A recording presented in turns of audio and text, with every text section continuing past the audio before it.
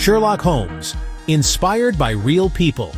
What if I told you that Sherlock Holmes, the world's most famous detective, wasn't entirely fictional? Yes, the pipe, the hat, the meticulous deductions, all inspired by real people. In this journey, we'll explore the true origins of Holmes, the fascinating Victorian world he inhabited, and the real-life figures who shaped the greatest detective story ever told. Don't worry, this isn't a dry lecture. Expect humor, curiosity, and some surprisingly strange facts that even the great detective would have raised an eyebrow at. Arthur Conan Doyle studied medicine at the University of Edinburgh, where he met a man who would change everything, Dr. Joseph Bell. Bell had the uncanny ability to deduce a patient's occupation, habits, and recent travels from tiny details, mud on boots, calloused hands, or posture. Students were amazed, and Doyle, ever observant, took notes.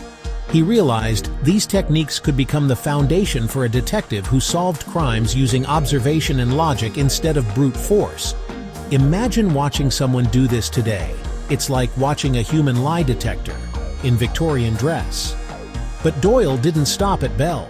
He was fascinated by real detectives in Victorian London, men and women who navigated the grimy streets, solving murders and thefts with meticulous care.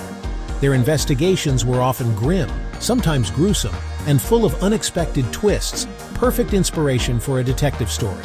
Holmes's cases reflect these real crimes: missing jewels, suspicious deaths, and mysterious letters.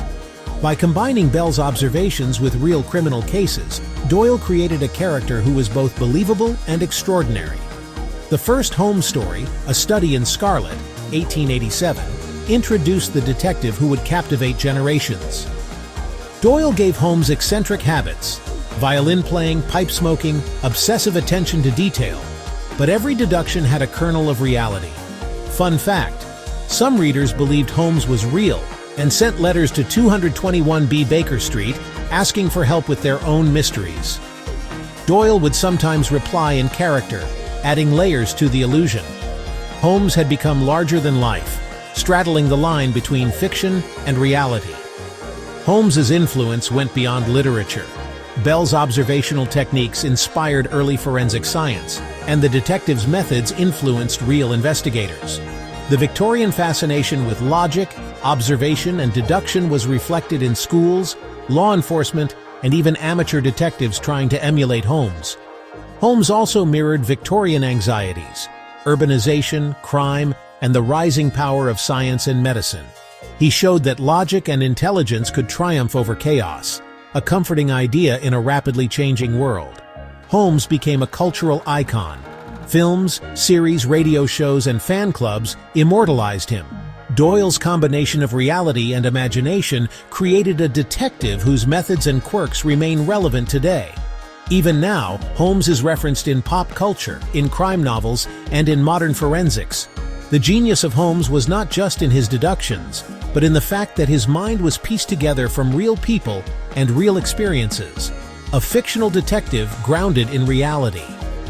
So, while Sherlock Holmes never truly lived at 221B Baker Street, his mind was stitched together from professors, real detectives, and the vibrant, often dangerous streets of Victorian London.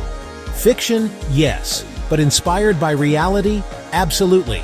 If you enjoyed this journey into the origins of Sherlock Holmes, hit that subscribe button, leave a like, and share this video. There's a world of curious, strange, and incredible stories waiting to be discovered.